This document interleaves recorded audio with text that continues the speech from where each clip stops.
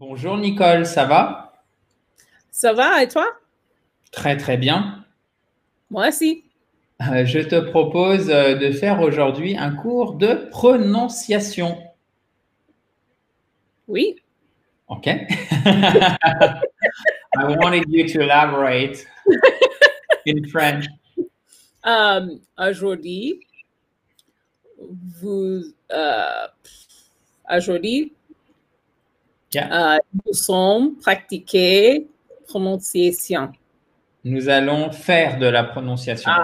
Nous allons faire pratiquer la prononciation. Oui, yeah, we're gonna make them practice their Yeah. pronunciation. Nous allons faire Yeah, pratiquer. not us. Yeah.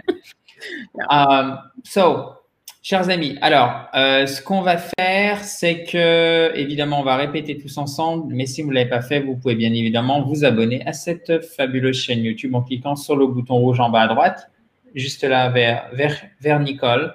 Et profitez-en aussi pour télécharger votre kit complet pour vous mettre ou pour vous remettre à l'anglais. C'est très simple, il arrive dans votre boîte email, il suffit de renseigner votre adresse et là, vous cliquez sur le i en haut à droite pour le récupérer. C'est bien évidemment gratuit.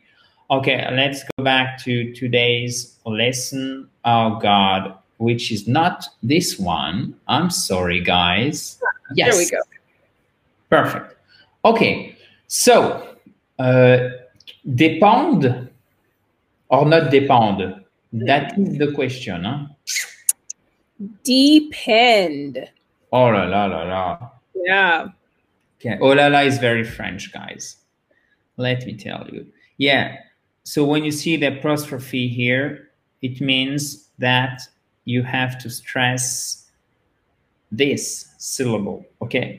Quand vous voyez l'apostrophe en phonétique ici, ça veut dire que la syllabe qui est derrière, elle est porteuse de l'accent tonique.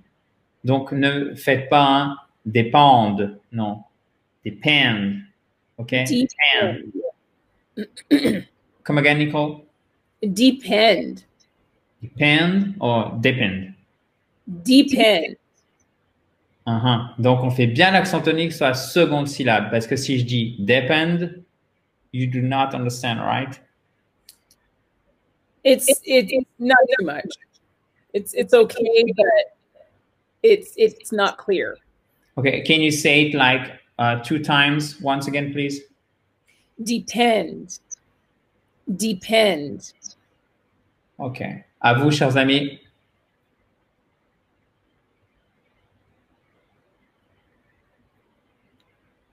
Perfect, ok. Depend. Bon. Depend. Depend. Depend. Good. Then we have les facteurs, d'accord? Donc, c'était dépendre avant. Là, c'est les facteurs. Ce qui se prononce, Nicole? Factors. Okay. Once again, please. Factors. Factors. Factors. Right? Yes, perfect. Alors là, vous avez un A court qui est signalé. Vous voyez ce A qui est collé au E. En fait, c'est pour signaler le A court qui est en fait une voyelle tendue, si vous voulez. C'est pas factors. Non, c'est factors. Vous voyez, elle est stressée, la voyelle. Vraiment. Contractée. Factors. Factors. Factors. Factors.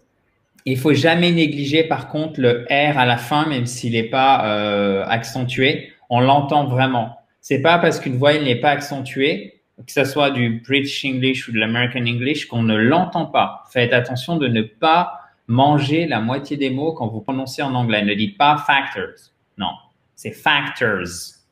OK? Nicole, est-ce que tu peux répéter 2 fois ce mot et après, chers amis, ça sera à vous, s'il vous plaît. Factors. Factors. Okay, it's up to you guys now.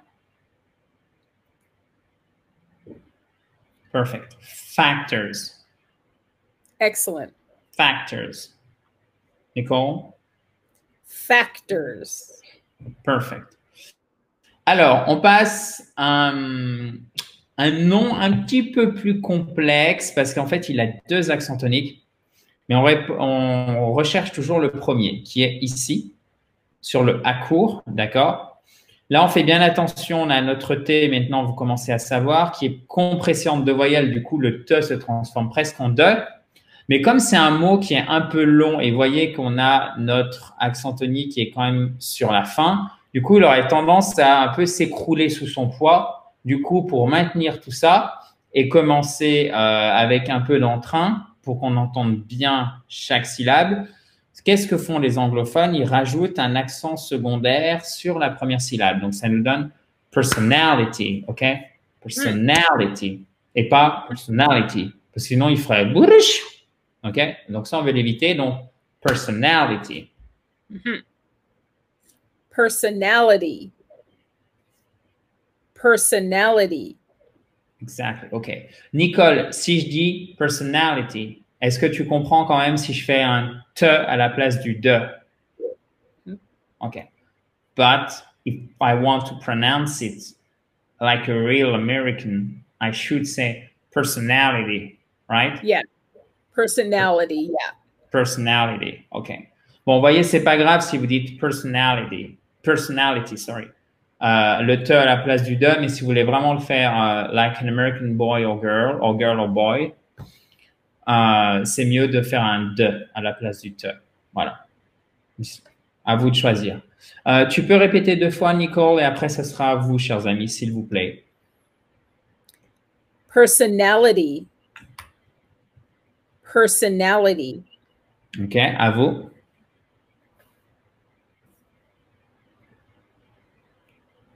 Good job, guys. Perfect. Donc, la personnalité. Tous ces mots qui sont un petit peu plus complexes parce que là, on a quand même 5 syllabes.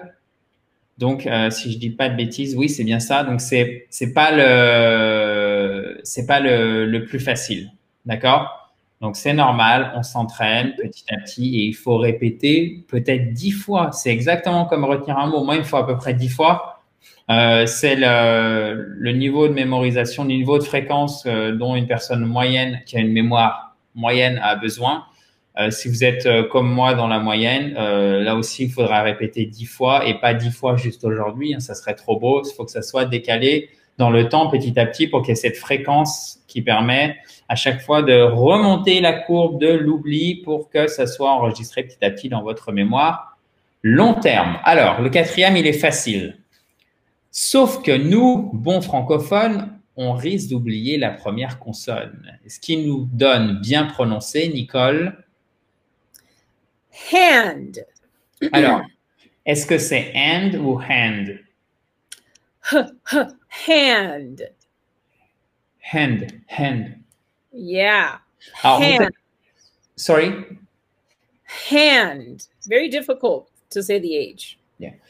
Pour tous ceux qui ont des lunettes, quand, vous savez, vous essayez de nettoyer un peu comme ça, vous n'avez pas grand-chose, vous n'avez pas de chiffon, microfibre, etc.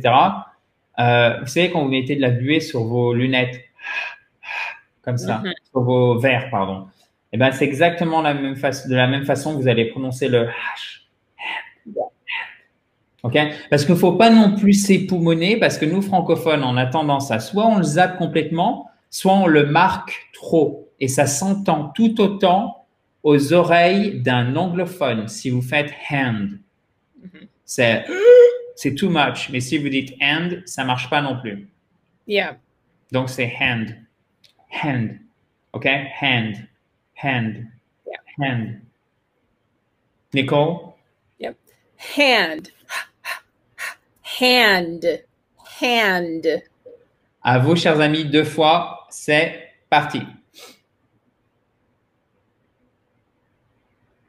You're doing a great job, guys. Keep it up. Yes. Okay. So, then we have a relationship. So, Close. Close. You're being nice. You're being too nice. No cigar. Come again? Close, but no cigar. Okay. Relationships. Yeah. Alors, comme d'hab, le plus important, as usual, you need to find where the stress is. Okay. The stress is on the second syllable.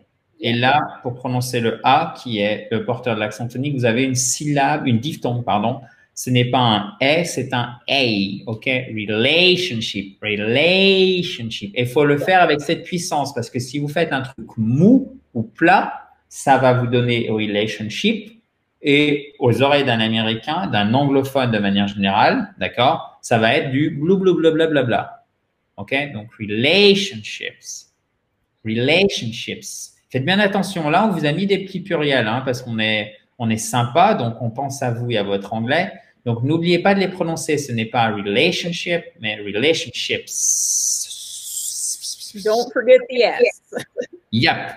So, Nicole, could you please read that word? Relationships. Relationships. Perfect. Relationships. À vous, chers amis, 2 fois. Go.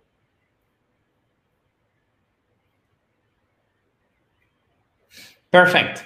Nice, guys. You're doing good. You're doing good.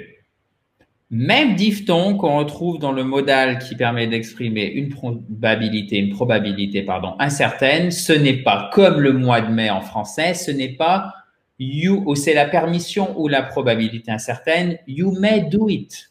Tu as la permission de le faire. Non, you may do it. OK? Donc, c'est a, comme dans creille, comme dans oseille, comme dans abeille, etc. Je ne sais pas si vous vous souvenez, quand vous étiez au CP, vous avez fait des exercices sur ce son en français. Maintenant, vous l'avez ici et là, profitez-en. May, you may do it. Et non pas you may do it, hein, because French is flat, but not English. Not at all, yeah. May. May. Exactly. May. OK? Perfect. À vous de le répéter, chers amis. C'est parti, 2 fois.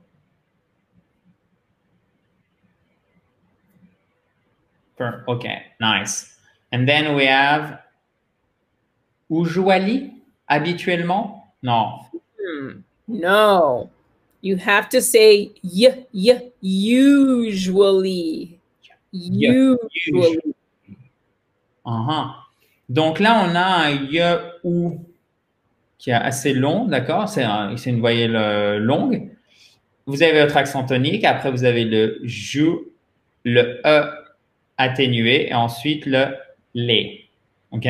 Usually. Perfect. Just like that. Usually. Usually. Okay, now it's your turn, guys. 2 times, please.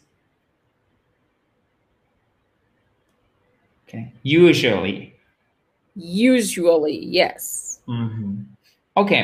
Nicole, est-ce que tu peux, s'il te plaît, les prononcer correctement dans l'ordre, peut-être à chaque fois 2 fois, 2 times each time, if you don't mind, for each word. No problem. Thank you. Depend. Depend. Factors. Factors. Personality. Personality. Hand. Hand. Don't forget the H. Relationships. Relationships. May. May. Usually. Usually. Perfect. Donc, le dernier, c'est habituellement. As usual. Usual, c'est comme d'habitude. Usual, c'est habituel. Usually, c'est donc habituellement. OK? Et d'ailleurs, c'est la même racine que to use, utiliser. Le fait d'utiliser, c'est quelque chose qu'on fait régulièrement. Vous voyez, cette notion de temps répétitif, de temps qui passe, qui revient, et c'est pas pour rien d'ailleurs en français qu'on dit usuel, même si ce mot a tendance à être un petit peu désuet. OK. Thank you very much, Nicole. Of course. You guys did an awesome job. Yes. Et vous pouvez revoir la vidéo si vous le souhaitez. N'hésitez surtout pas à noter ce dont vous avez besoin parce que vous le savez. Moi, je ne peux pas le savoir à votre place. Nous ne pouvons pas le savoir à votre place. Nicole ne peut pas le savoir à votre place. Vous notez sur votre cahier d'apprentissage et vous le revoyez le plus régulièrement possible. Et c'est grâce à cette fréquence, grâce à cette régularité, grâce au fait qu'on fasse ça, en tout cas, on essaye de le faire dans la joie et la bonne humeur, que petit à petit, eh ben, votre niveau d'anglais va pas faire ça, mais va faire ça. OK? It's going to skyrocket. Ça va monter en flèche. OK? Or maybe like this. It's much better. Yeah. I mean, you know what I mean. You understand. Hopefully. Okay. Thank you once again, Nicole. Of course. And maybe like talk to you next week or tomorrow then. Yes, for sure. Okay, perfect. See you guys. Bye, guys. Bye-bye. Have a nice day.